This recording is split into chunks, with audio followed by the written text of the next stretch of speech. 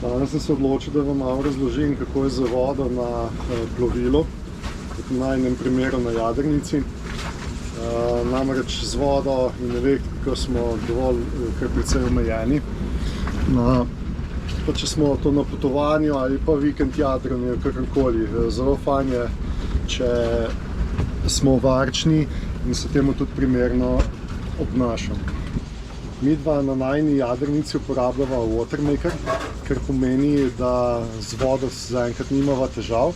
Se pravi, da predelujeva iz slane vode sladko vodo, se pravi, da smo samooskrbna. Zdaj dobra lastnost Watermakerju je, se pravi, da imaš kolikor želiš vode, kolikor časa jo pač predeluješ. Slaba pa je, največja slaba stran tega je, da je tak Watermaker, taka mašina draga. Ampak če jo potrebuješ, če jo uporabljaš, se tudi to enkrat obrestuje. Watermakerji so različni, se pravi, ponavadi potrebujejo zelo veliko energije, kjer moraš poganjati močno črpalko, za kar potrebuješ veliko električne energije. Najin sicer Watermaker deluje preko zunanjega motorja bencinskega, se pravi kot kosilnica ali kaj podobnega, tako da niso odvisna od elektrike, od akumulatorjev, od sonca, temveč od tistega DC2 bencina. Zdaj, kdor nima Watermakerja, mora imeti seveda poskrbeti, da nekje dobi drugje to sladko vodo. Zdaj, če greš v marino, recimo na Hrvaškem, v Sredozemlju, to ni neka težava. Greš v marino, ponekod lahko zastonj točiš, tudi na kakšnih črpalkah, raznih pomolih. Lahko ti tudi kaj zaračunajo, ampak načeloma to ni drago in v bistvu ni večja težava. Kolikor pa takole potuješ po svetu, pa obiskuješ otoke, ki so zelo nizki, ki nimajo svojih vrtin, ki niso vulkanskega porekla, se pravi niso visoki, nimajo svoje vode. Tudi dosti te uporabljajo razne večje te naprave za razsoljevanje vode. Zato pomeni tudi večji težav pride do vode. Prvič, na Hrvaškem smo vsi vajeni, da na vseh črpalkah, na vseh marinah je nekdo tam, se niti ne rabiš nekaj posebej naročiti. Prideš tja, poveš, kaj želiš, to dobiš in je stvar rešena. Ko se enkrat izpluješ iz Jadrana, postane to že malo težje. Recimo že na Sardiniji sem imel jaz problem recimo z nafto ali pa recimo, ne vem, če bi hotel natočiti vodo. Namreč veliko teh črpalk, kjer si moraš predhodno naročiti, dogovoriti, da boš prišel, kdaj boš prišel, da ti potem prodajo ali nafto, vodo ali tako naprej. Se pravi, se že malo zakomplicira stvar. Se pravi, fajn je, da naprej pokličeš, da se dogovoriš, potem kadarkoli ti zmanjka vode, zmeraj moraš kontrolirati, koliko jo imaš. To ne pomeni, če ti je ta trenutek zmanjkala voda, da imaš takoj za vogalom možnost natočiti vode. To pomeni včasih tudi kakšno spremembo poti in planiranje, ker nimajo povsod možnosti, ni vode, ni povsod marin, tako da včasih treba spremeniti tudi smer plovbe nekam, kjer pač te bodo oskrbeli s to vodo ali nafto. V našem primeru z vodo. Zato včasih je potreben kakšen dan pluti nekam drugam, se dogovoriti, natočiti in potem šele nadaljevati svojo pot. Dogovorimo za vodo, ponavadi v drugih državah, v drugih področjih, izgleda to tako, da gre vsa voda preko nekega števca, se pravi, kolikor vode natočiš, tolikšno je, ne vem, cena na liter ali na galono in potem ti na koncu zračunajo pač znesek, kolikor si vode potrošil. Zato to govorim, da si boste predstavljali, da ni vedno lahko z vodo in koliko pomembno je, da se naučiš varčevati z njo. Zdaj vam bova pokazala z Natalijo, kako recimo midva čistiva posodo, koliko vode porabljava ali pa recimo za tuširanje. Posodo pomivava, tu so dve pipi, Z te teče slana voda in pa sladka. Najprej v bistvu mijem takole posodo z slano, ni treba nič čuvati z njo. Potem pa za sladko samo posplahnemo, da ni slano. In to je to. Tuširava se tukaj zadaj na platformi. Tukaj imamo tuš, ročko. Potem pa je tukaj še se pravi pipa, v katero lahko damo na polno odpremo, drugače topla, hladna voda. Recimo zdaj je orenk pritisk, fajn pritisk in tukaj pri takem pritisku veliko vode porabljaš, zato lahko zmanjšamo. Se pravi, bom počasi odpiral. Bolj odpreš, bolj voda teče, več jo gre v stran, tako da odpreva takole čisto dovolj in se stuširava. Še preden pa se stuširava s to vodo, ponovadi skočiva v morje, se našamponirava, skočiva še enkrat v vodo, tako da sva v bistvu samo še slana, ampak umita, potem pa s to sladko vodo se samo še splahneva. Samo delovanje watermakerja izgleda pa takole. V glavnem, tole pred nama je en del watermakerja. To je črpalka, 2,5 konjski Hondin motor.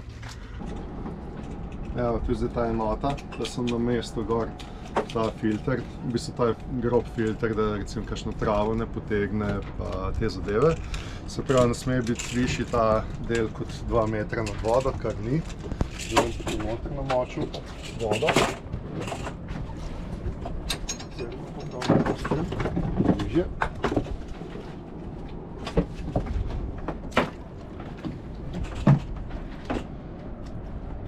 To se je potopilo, pol metra pod vodo, do druge stopničke nekje. Se pravi, tukaj bo zdaj slana voda šla po tej cevi noter, potem pa naprej v tej. Zdaj tle not smo natočila olje, bencin, tako da to je pripravljeno, tle smo zamenjala pač en pokrovček, ki ga je treba, pač to je prva uporaba, to ni treba vsakič. Zdaj pa malo tle tale kovček, se pravi, bom odprl tole.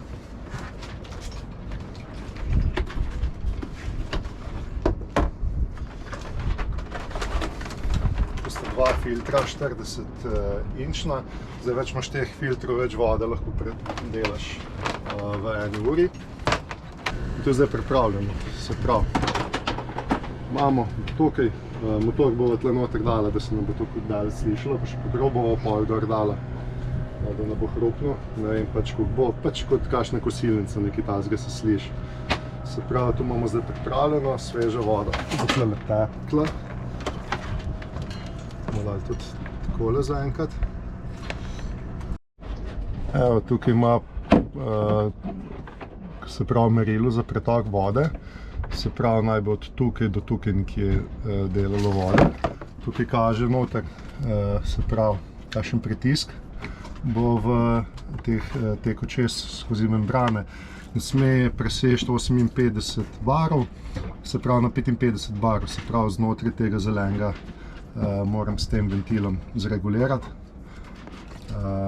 In to je to. Zdaj pa da vidimo.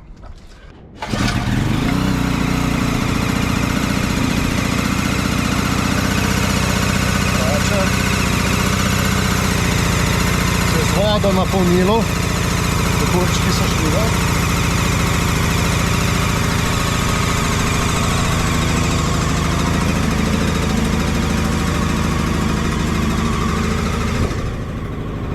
Tukaj že voda ven teče. Zelo zrastel pritisk.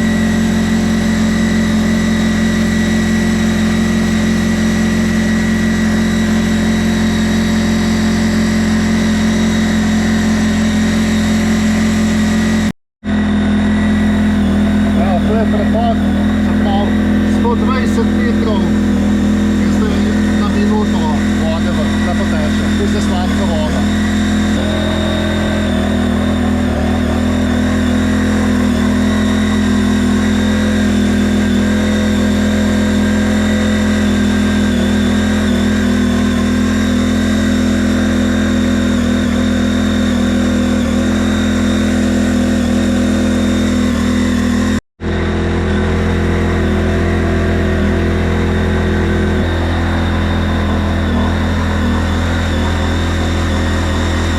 Dobro.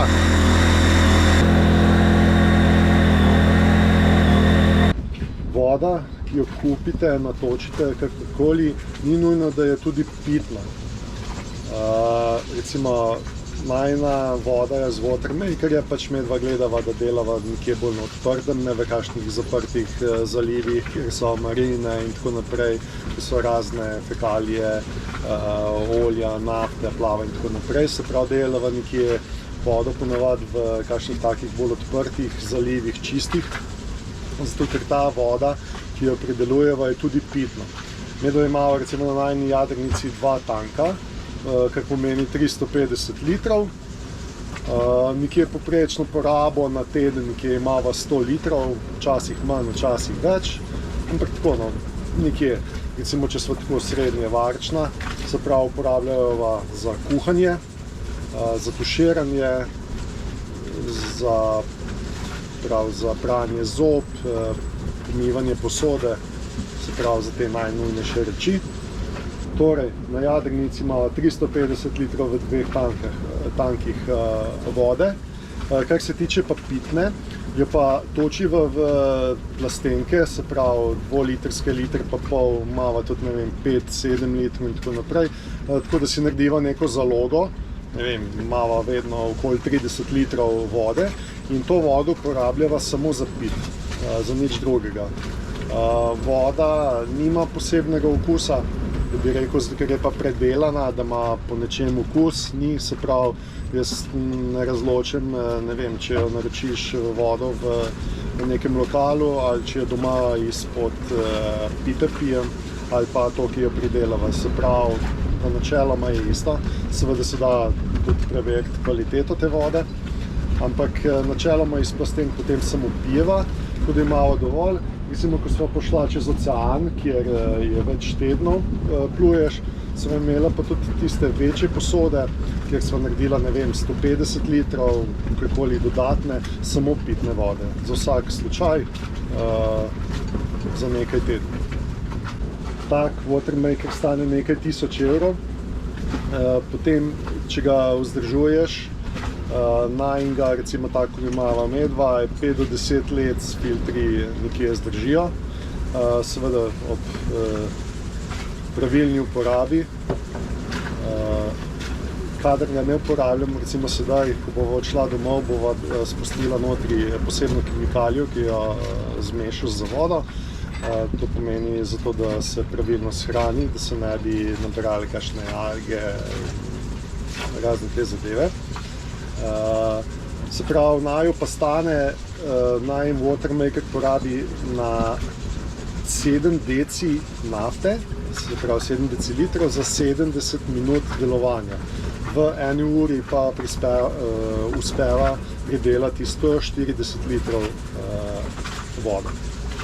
Imava tudi možnost tople, vroče vode, ker imava v bistvu zalogovnik, rezervoar, bojler, ki deluje ima grelec na 220, to sicer za naju ne pride, ki je dosti upoštev, ker nismo nikoli v marini priključena na elektriko. Seveda pa deluje tudi z delovanjem motorjem, kjer gre na cev v bistvu dejansko čez ta bojler. In s tem, ko se motor segreje, segreje tudi voda v bojlerju, katero imamo potem v pipah, se pravi, tudi topla voda. To fajn pride recimo za tuširanje, za čiščenje posode, tako da to je dobra zadeva, če imate. Nekateri watermakerji so prenosni, nekateri pa so vgradni, spet seveda so dobre in slabe lastnosti. Glavno medva ta najin je prenosen in ga lahko kamorkoli odneseva, posodiva, če je treba kakšen servis ali pa kaj sem primaš neseš. Če pa vgrajen, pa so to, kar sem povedal, je določene zadeve so nemogoče, nekatere pa težje. Najin watermaker tudi zelo veliko predelano uro, v gradnji ponavadi nekoliko manj, recimo ali pa pol manj. Pa še v gradnji imajo ponavadi, so priključeni na električno energijo. Recimo ta najin, oziroma tak najin, če bi bil na elektriko, bi uporabil 32 amperov električne toka. kar veliko, recimo, če veliko delaš vodo, posebno če nekaj ur, se pravi, lahko sami izračunate, 32 amperov, 1 uro, delaš 2 ure, 3 ure, se pravi, krat 32. Jadralci imamo vode na pretek, samo pravilno jo je treba pridelati. Toliko o vodi na plovilih in na področjih, kjer se gibljete. V naslednjem vlogu pa vam bom malo več povedal še, kako je z elektriko in kako tudi varčujemo z njo, jo pridelujemo in kako uporabljamo.